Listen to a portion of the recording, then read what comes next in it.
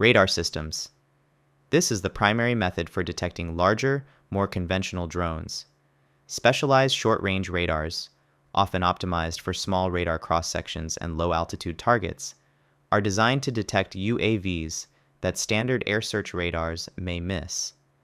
More advanced micro-Doppler radars can even distinguish the unique signature of a drone's spinning rotor blades from the background clutter of birds.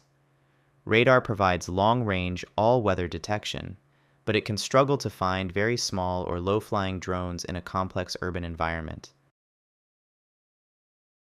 RF detection. Most drones rely on a radio link to communicate with their operator.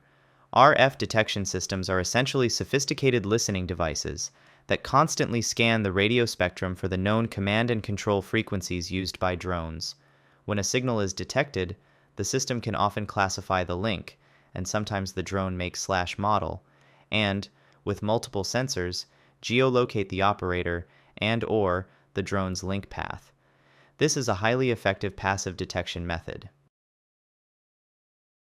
Acoustic and optical sensors. These systems use an array of sensitive microphones or cameras to find drones at closer ranges.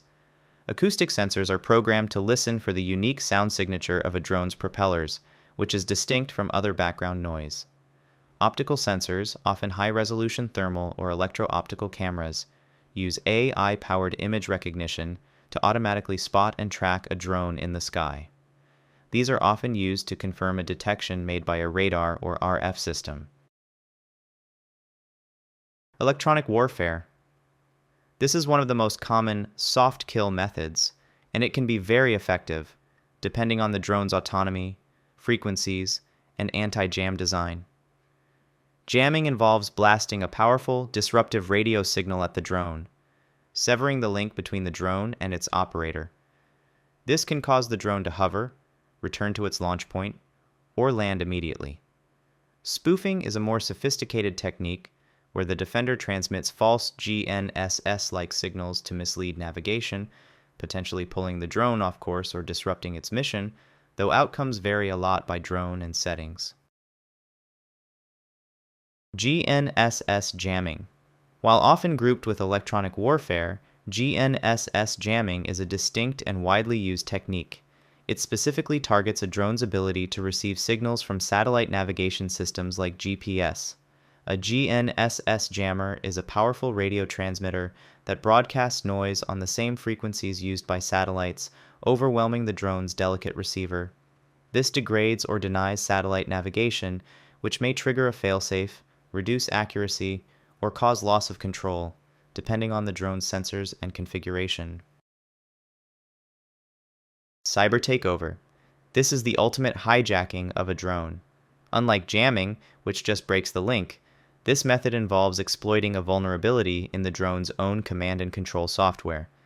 In some cases, usually against specific models with known weaknesses, a defender may exploit protocol or software flaws to inject commands or disrupt control beyond simple jamming. When it works, the effect can range from partial misdirection to full takeover, but full control is not universal and is highly model and vulnerability dependent. Optical Dazzlers. A dazzler is a non-destructive form of directed energy weapon that uses a low-power laser to blind the drone's camera. Instead of physically melting the airframe like a high-energy laser, a dazzler's beam focuses on the drone's sensitive electro-optical or infrared sensor. This can temporarily, and in some cases permanently, disrupt electro-optical/infrared sensors, denying surveillance targeting without necessarily destroying the airframe. DEWs. This is an emerging, hard kill method that's moving from trials into limited operational use, but it's not a universal, everywhere solution yet. There are two main types. The first is a high-power microwave weapon, which emits intense RF energy that can disrupt, reset, or damage electronics, sometimes causing a crash, sometimes causing a mission kill without an immediate drop. The second is a high-energy laser, which concentrates energy on a spot to burn through critical components. Defeats can take seconds and depend on range, weather, and target materials. Kinetic hard kill systems. This is the most direct method, shooting the drone down. This can be done in several ways. Gun systems, like land-based C-RAM, use radar-guided guns to fire a high-rate stream of 20mm rounds, often self-destructing multipurpose/HE variants in the C-RAM role, to break up the target. Interceptor missiles, ranging from Manpads-class missiles like Stinger to purpose-built small interceptors, can home in and destroy the drone. And a newer category is the interceptor drone, a specialized hunter drone designed to chase down and neutralize another drone, either by ramming it, capturing it in a net, or shooting it down with its own small weapon. Dumb physical solutions. Beyond high-tech systems, there are also simple, effective physical countermeasures. Netting can be strung over critical areas to physically block small drones from reaching their target. Shotguns loaded with birdshot have proven surprisingly effective at close ranges against small, commercially available quadcopters.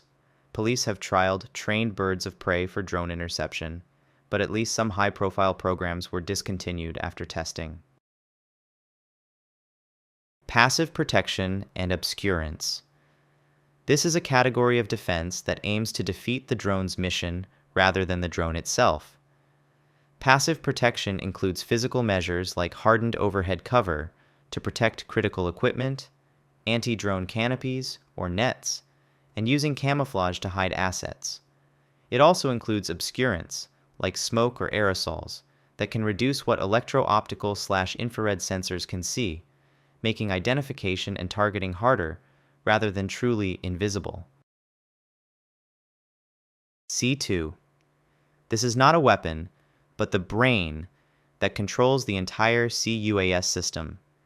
A command and control, or C2, system is a software and hardware layer that integrates and makes sense of all the other components. It takes the detection data from multiple different sensors, like radar, RF, and cameras, and fuses them together to create a single reliable track of a hostile drone. It then recommends the best effector, or weapon, to use against that drone, and, once the operator gives the command, manages the engagement. Modern C2 systems also handle identification of friendly versus hostile drones, reduce false alarms, and coordinate multiple effectors against drone swarms. Thanks for watching. Which counter-drone method do you think will dominate future battlefields? Soft kill or hard kill? Let me know what you think in the comments. Also, please remember to like and subscribe if you enjoyed this video.